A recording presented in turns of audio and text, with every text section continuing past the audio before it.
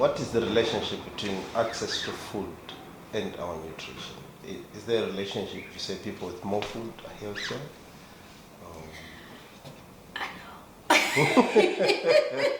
A lot of what I'm going to talk about is mainly from what I've observed, because I've worked with people from all different,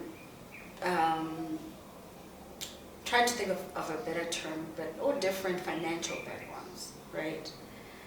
We're actually finding out that people with more money are sicker. There's also, and this is something that is very unique to Zimbabweans.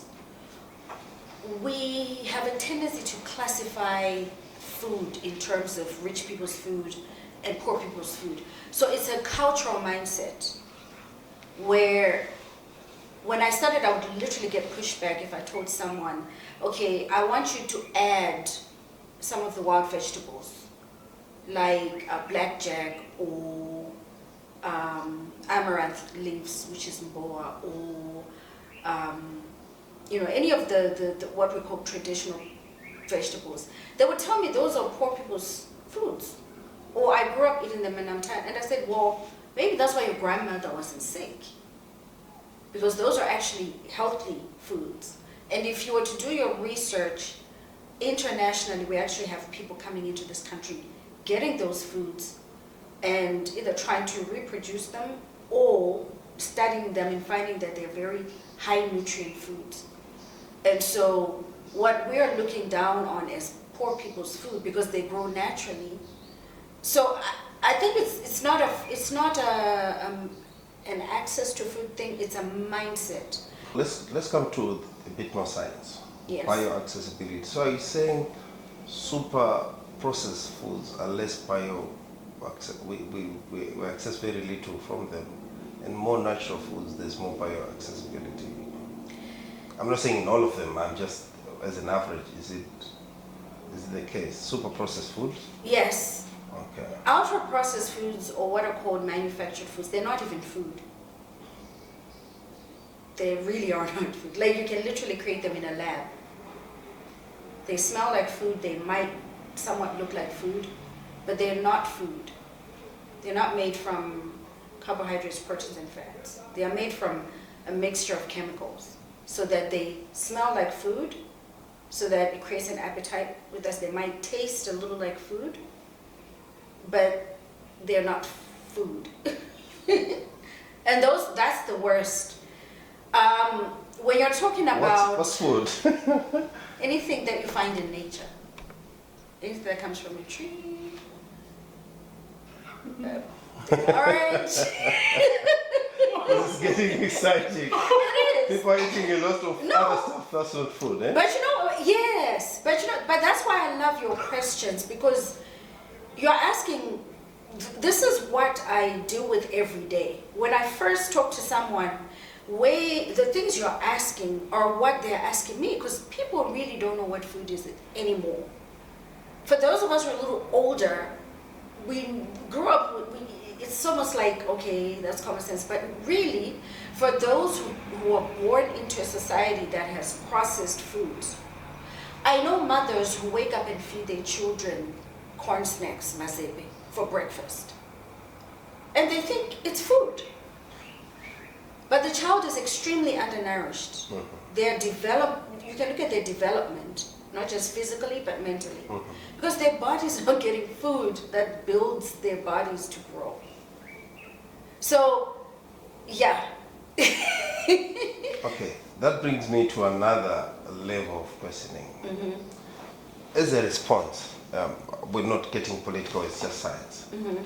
As a response to malnutrition, undernutrition, mm-hmm. and all these issues mm-hmm. in nutrition, government introduced micronutrient supplementation in mm-hmm. foods that people, in quotes, mm-hmm. that people eat. Mm-hmm. Are they bioaccessible? That's actually been happening for years. I can say, I think it started in the US in the 60s.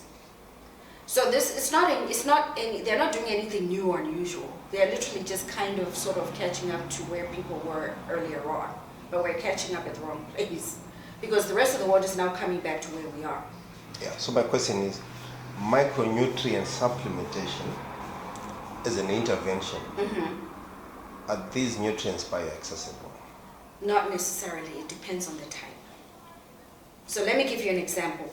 Vitamin C. There's ascorbic acid, there's a form called ascorbic acid, and then there's another form. One is bioavailable, somewhat, one is the other.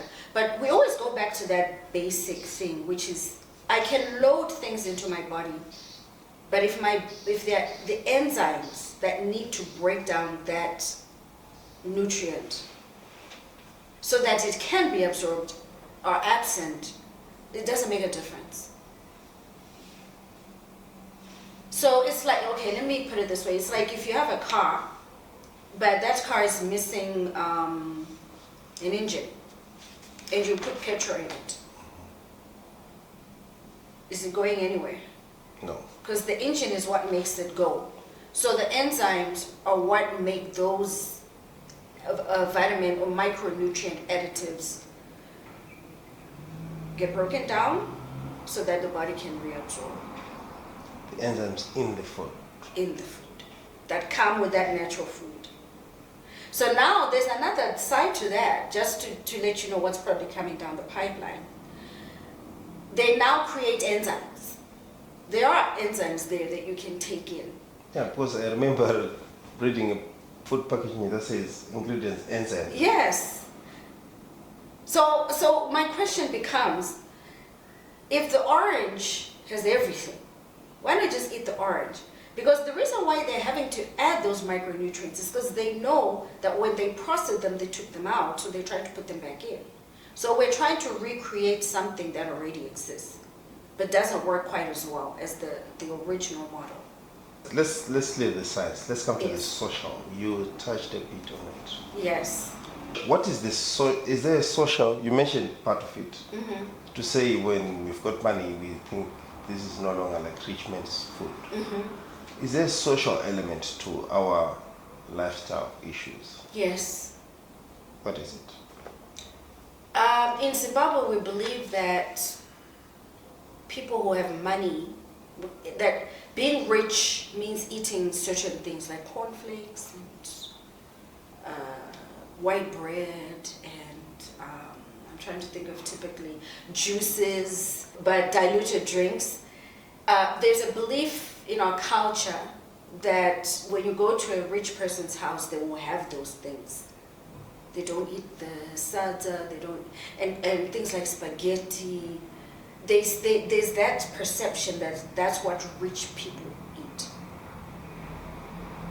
But those are actually the foods that that bring about the lifestyle diseases we're talking about. So that's why you find those people who've made that transition sometimes. And I don't necessarily blame people like that. It's just our culture. You know, some people, you go to somebody's house and you ask for, somebody asks for something and you say, I don't have it. And they'll say, you don't have diluted drinks in your house? What kind of a house? You know, so for some people, they don't want that pushback or they don't want that. So they just socially acceptable to have those things. Okay. And finally, let's go to the solutions. Yes. What does I